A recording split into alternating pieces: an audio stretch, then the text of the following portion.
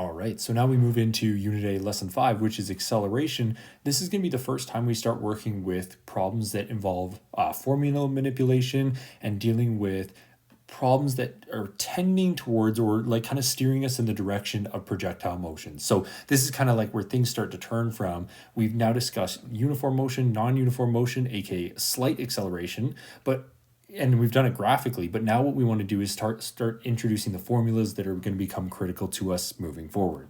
So right away, let's establish the definition of acceleration.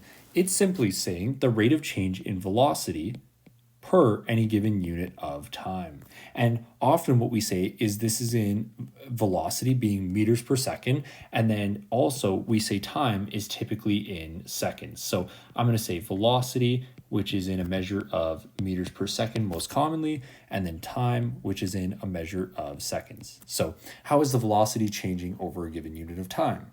Now, we may also involve constant speed with acceleration, but this goes into Unit C where we start talking about uniform circular motion, where we might have velocity that stays the same. However, I shouldn't say velocity, but we might have speed that stays the same, but the direction changes. And there's two pieces that are really critical to when we talk about something having some sort of non-acceleration or uniform motion.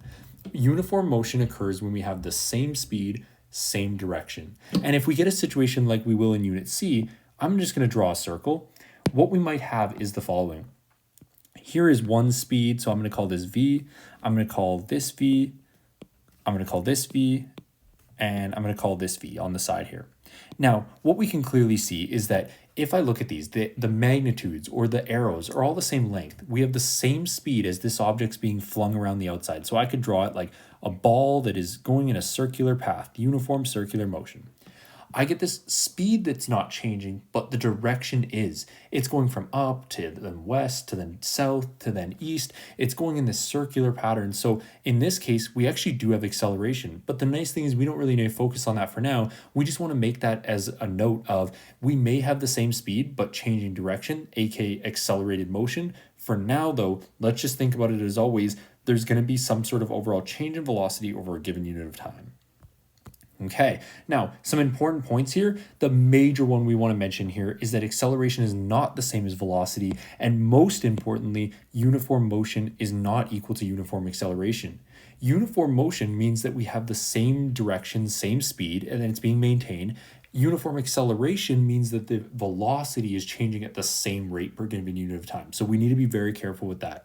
And then in this unit, we're going to always assume uniform acceleration. Just like we talked about in lesson 4, we get this horizontal line, meaning that the acceleration is not just changing from one part to the next. Lastly, on this slide, meters per second squared is the most common unit of measure for this. We're typically going to always ask for our acceleration in meters per second squared because it's our standardized units of meters, seconds, meters per second squared, and meters per second. Okay, now, a part of this slide here, we want to focus on the idea, and in class I would have demonstrated the following.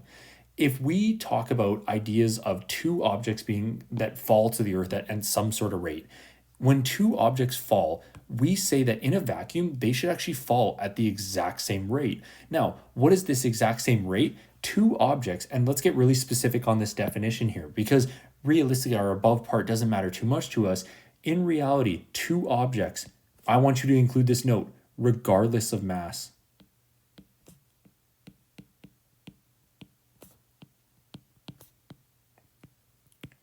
Will fall at the same rate in a vacuum. What does a vacuum mean? This means that there is no air resistance and no friction.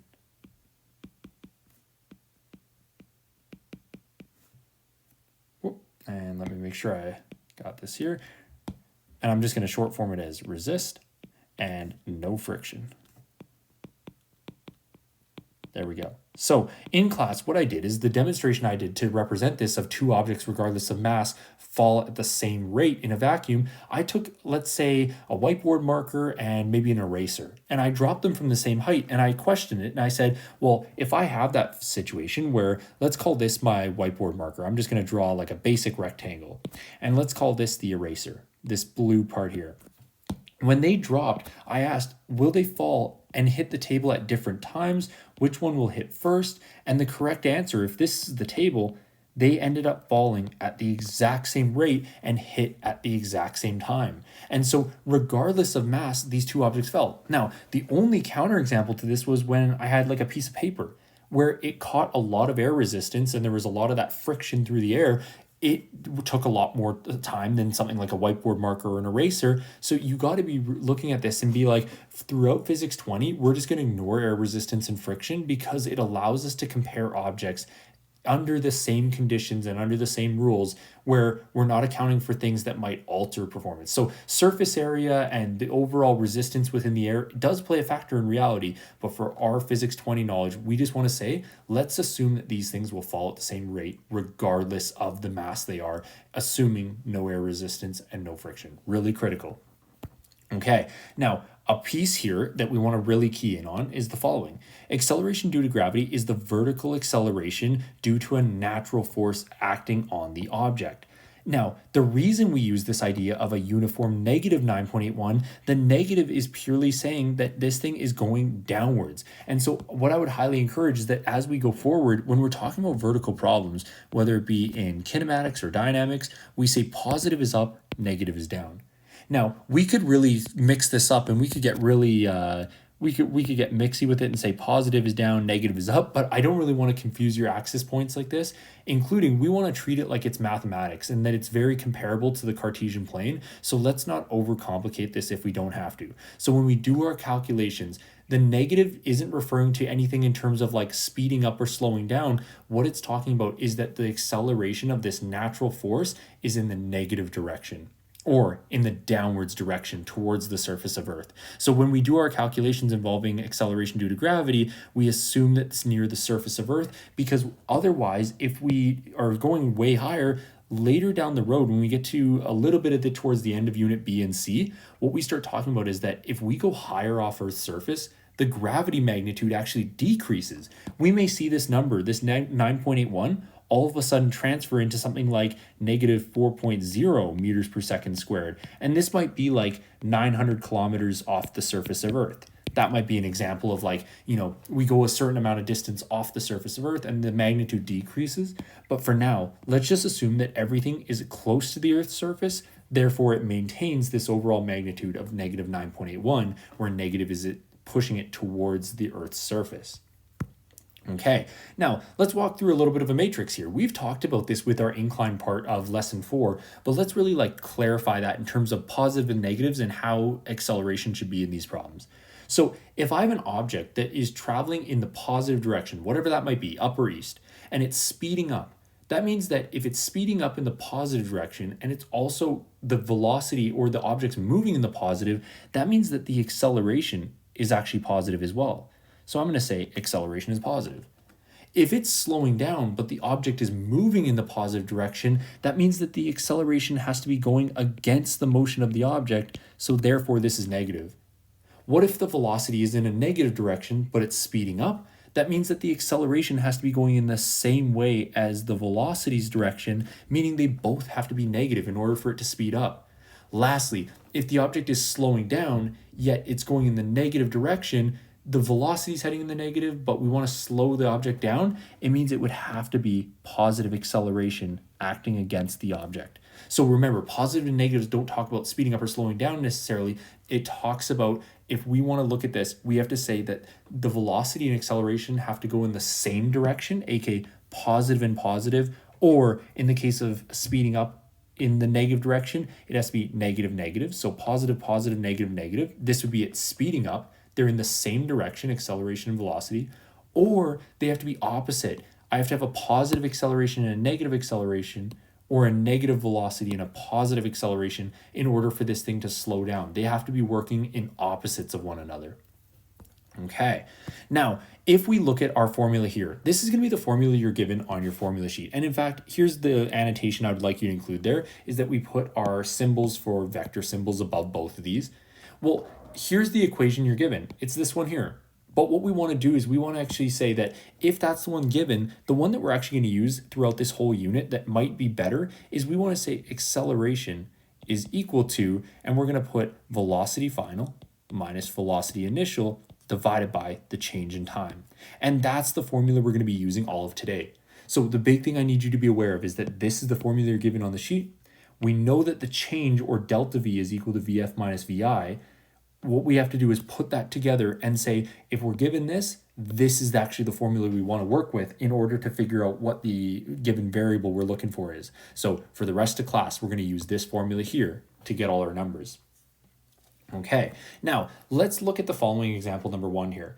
What we're going to do is we're going to look at this and say, let's start off by listing out our variables. And this is what I would encourage everybody to do. When we do problems like this, they give you answers, or they give you some sort of worked line with numbers, and they might have times, velocities, accelerations, whatever it might be. We want to start off by doing step number 1, which is listing all our variables. So I'm going to list them in the following order: VI, VF, acceleration, change of time.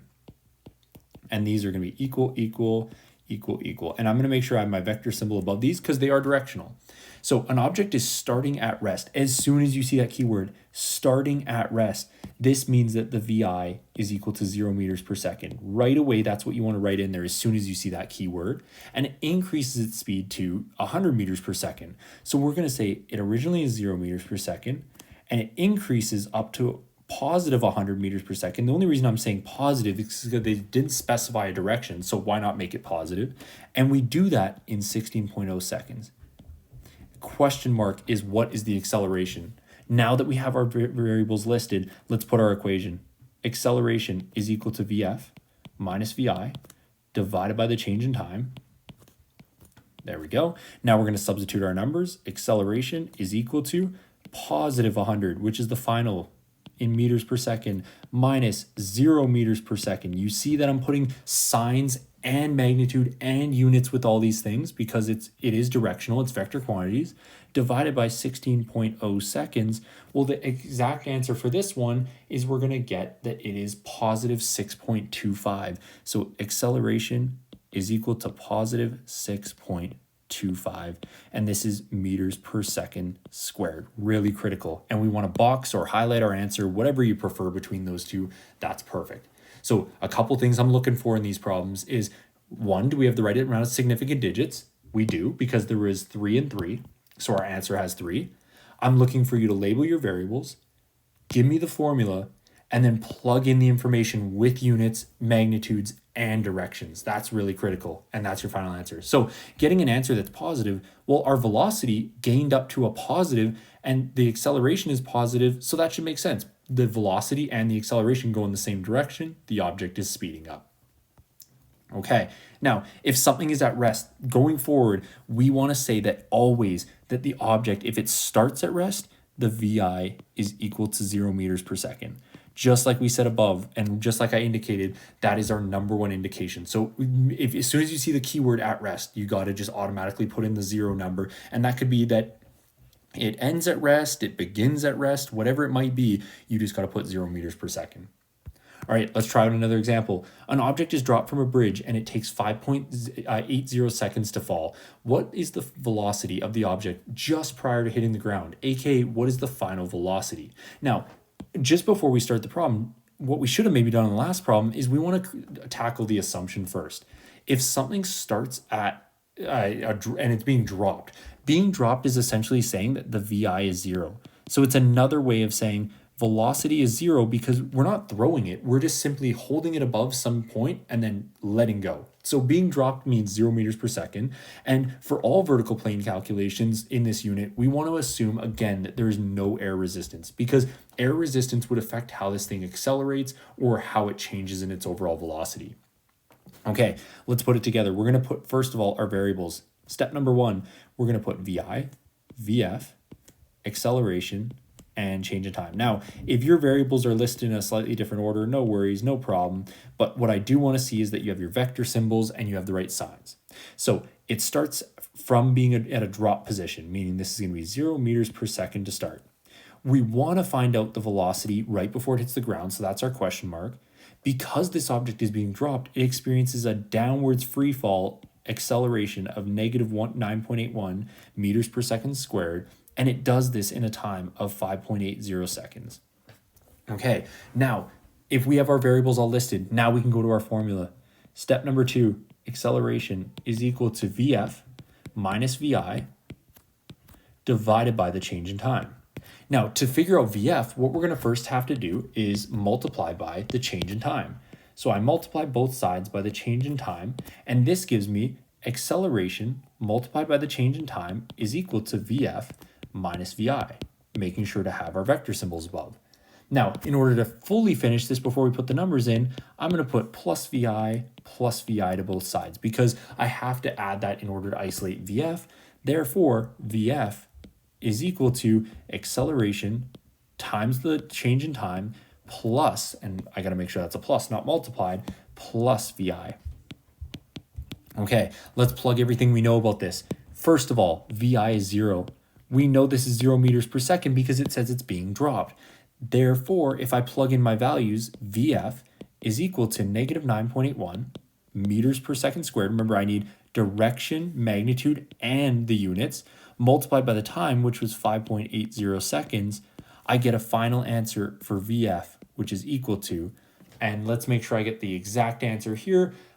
When I multiply this, first of all, I'm going to get a negative because it's going in the downwards direction and it's accelerated in the downwards direction. I get 56.9 meters per second, or how we can answer this, and I would fully accept this answer, 56.9 meters per second in the downwards direction. So you could just simply just say down and make sure it's in square brackets if you're using direction, which we will use in the future here. So there's your answer. So again, what am I expecting you to show? I'm expecting you to show your variables with the proper quantities and direction, your equation you're going to substitute into, the manipulated equation, and that could include the numbers with it, but for my case, I just did variables first. Manipulated equation. Once you have your manipulated equation, your final answer that includes the direction, the units, and the overall magnitude to the correct significant digits.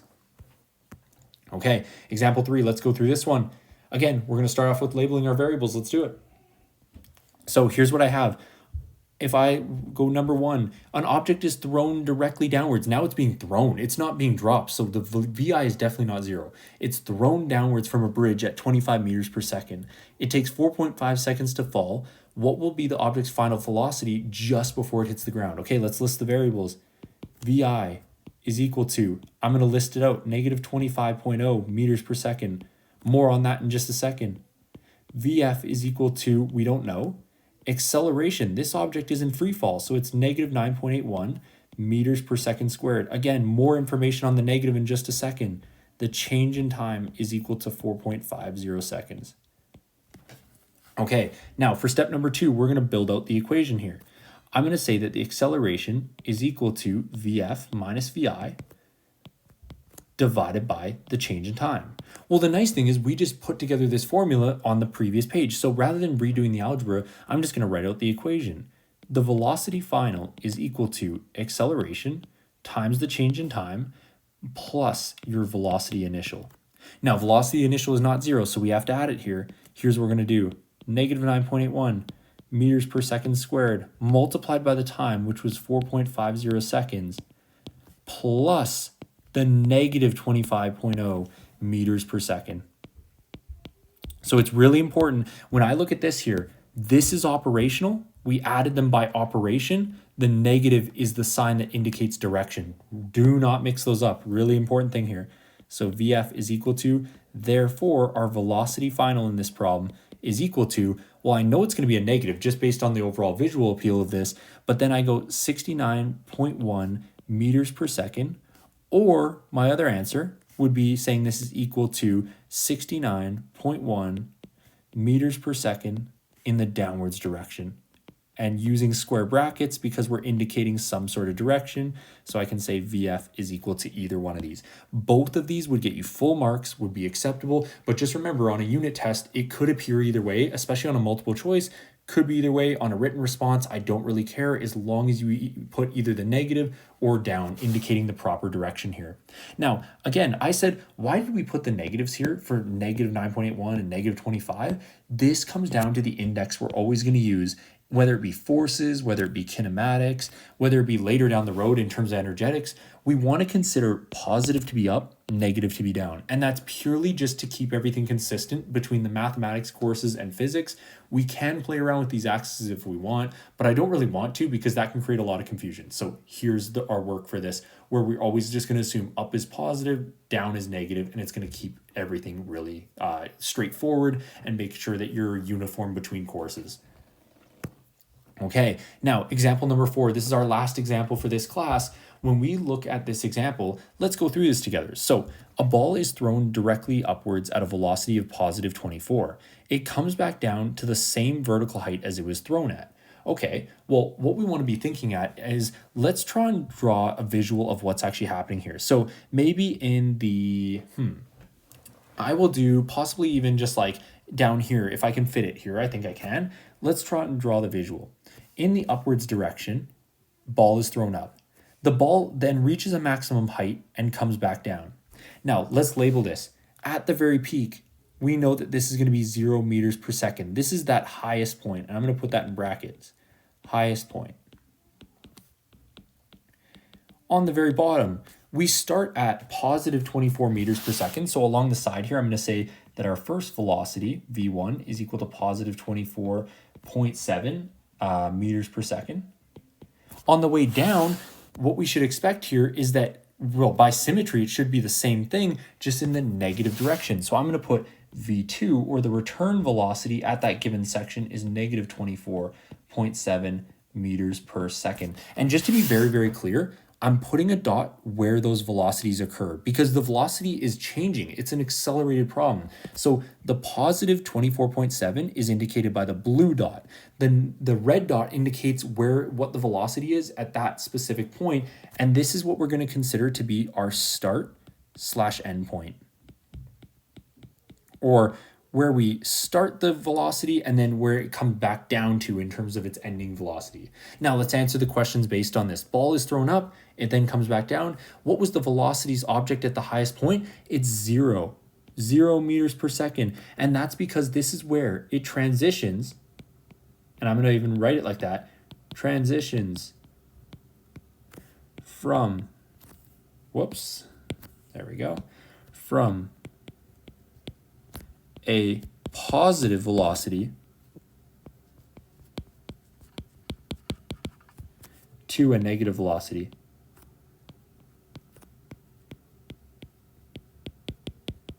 There we go. So it's that change in direction. That may be another way to put it, is that when we go from positive to negative velocity, a change in direction. What was the object's velocity when it arrived back at the same vertical height? Well, remember, by symmetry, or by that symmetry approach, we say that if it started at positive 24.7 when it was thrown, if it reaches that same height or that same position, it's almost like we're drawing a parabola. It should be the same. And even like towards the end of the problem here, I may just draw in a distance versus time graph, or a displacement versus time graph that indicates from previous lessons, we've actually discussed that concept before. So your velocity 2, or your velocity final, should be equal to negative 24.7 meters per second, where it's just equal and opposite magnitude. Okay, last question. What is the total time the ball will be in the air? Okay, to solve this, we can list out our variables. So step number 1, we have a VI, we have a VF, we have acceleration, we have a change in time. Well, we don't know the change in time. Acceleration is negative 9.81 in free fall problems, meters per second squared. VF, or the final velocity, was the negative 24.7 meters per second. The initial velocity was positive, make sure I make that clear, positive 24.7 meters per second. Okay, let's put this all together to figure out the time. Number 2, I'm going to say that the acceleration is equal to VF minus VI divided by the change in time. What's really nice is that if I multiply up time and then divide acceleration, these actually swap. So algebraically, these directly swap places with each other. I get change in time is equal to VF minus VI divided by the acceleration. Now I just have to plug in the numbers. Change in time is equal to, well, VF was equal to negative 24.7 meters per second minus the positive 24.7 meters per second divided by the acceleration, which was negative 9.81 meters per second squared. Now, if I have all of this labeled, magnitudes, directions, I have all my units included, therefore I should get a change in time. And what I'm going to do is I'm actually going to move this up just very slightly, because then that's going to allow me to plug in my answer here. If I move that up slightly, I get the following, that the change in time, therefore change in time is equal to 5.06 seconds. So, and I'll make sure that doesn't look like a 5 for you. I know I have a tendency to do that.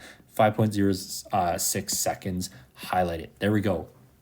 So from start to finish, this is the time I ended up getting.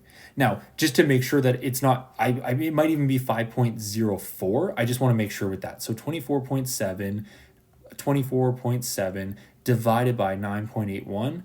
Yes, we get 5.04. So I want to make sure that that's exact for us. 5.04, because if you get a different answer, then you're gonna be thinking, Mr. Triswick, what's going on with your calculator? So let's make sure we're getting the same answer here.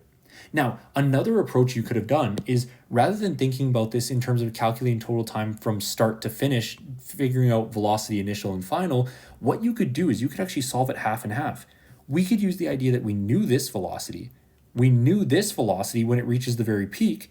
What I could do is, an alternative solution, I'm going to even do this in green here just to write over top of what we already have. What if I just canceled out this? AKA, I made my VF equal to 0 instead.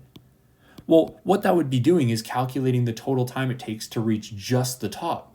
So what I could say is, in an alternative solution, the change in time would be equal to, it would simply be just 24.7 divided by 9.81, which is 2.52, let's say, in terms of seconds.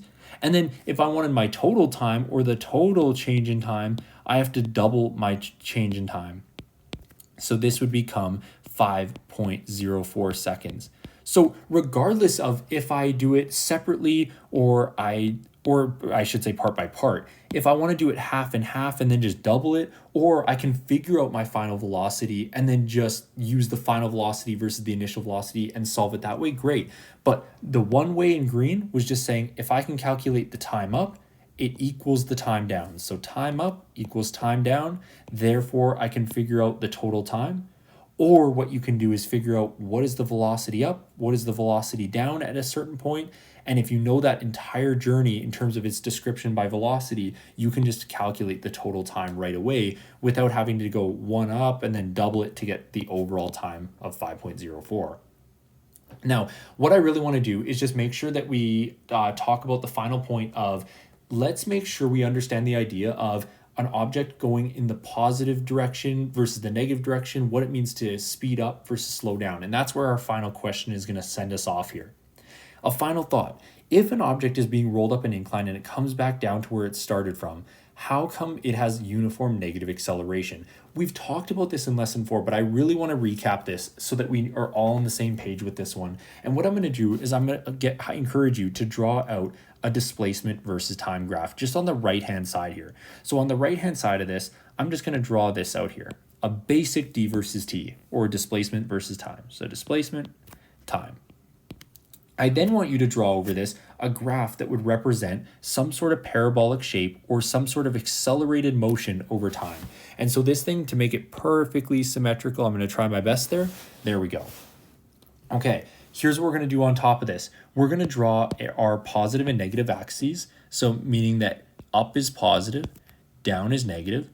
And now what I'm going to do is I'm going to actually overlay over top of this. I want to overlay what's happening in the different intervals. So first of all, we can consider this, and I'm going to do this in green.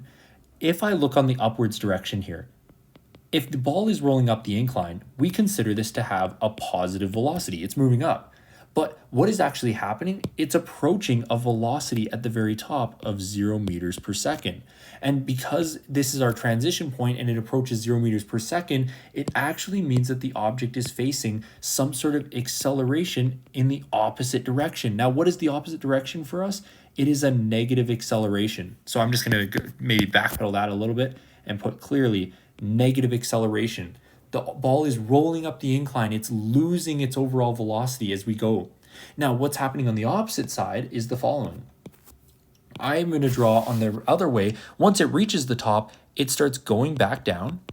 But going back down in this case means that it has a negative velocity. It's going in the downwards direction. what it is happening when the ball reaches the top and starts going down, it's also accelerating or gaining in velocity. So when it accelerates, meaning it gains velocity in its overall magnitude, it must be that the acceleration is going in the same direction as the velocity. So we would say, if I was to put this all together and label this and write on this graph, in this first interval, which I'm going to call number 1, I'm going to call this number 1, this is number 2. With number 1, this is the way up, on the way up. What's happening? The object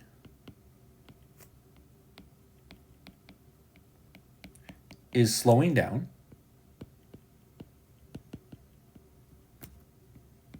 or in brackets, we could say it's decreasing in its velocity, and the object is, because it's slowing down and it's losing velocity, acceleration is negative.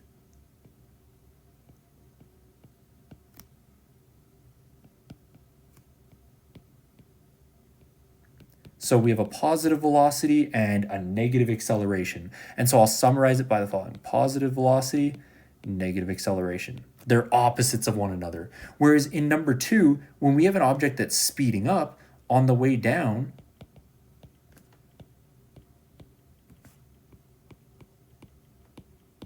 the object is speeding up,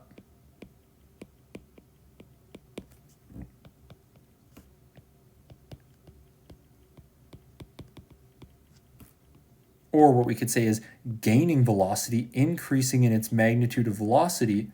Let me make that a little neater. Increasing in its magnitude of velocity, and thus the acceleration is positive for this, or the acceleration is negative, I should say,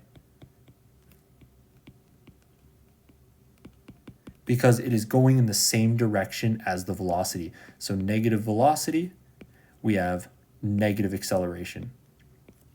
And let's just make sure that that's all clear here. So if I have the object, and I'm just going to erase this because I want it to be part of the same sentence there. So on the way up, the object is slowing down, it's decreasing in its magnitude of velocity, therefore the acceleration is negative. Great, they're opposites of one another. We should see that they're opposite signs if it's slowing down, and I'm going to tie those things together. Slowing down, opposite signs.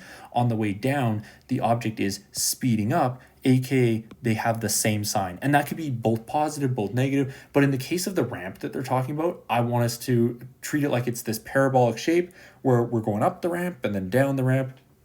There's an overall net acceleration in the downwards direction affecting this object. Okay, so hopefully between lesson 5 and 4, there's been a little bit more clarity on that in terms of like why things speed up and slow down. Just remember, my number one key here is do not consider negative and positive to indicate itself on its own speeding up or slowing down. It's the condition of how the velocity and acceleration move in tandem to each other that makes whether an object speeds up or slows down. So if you need help with that and you even want to walk through that further, please come see me right away. But hopefully this between 4 and 5 in terms of the lessons have provided a little bit more guidance there.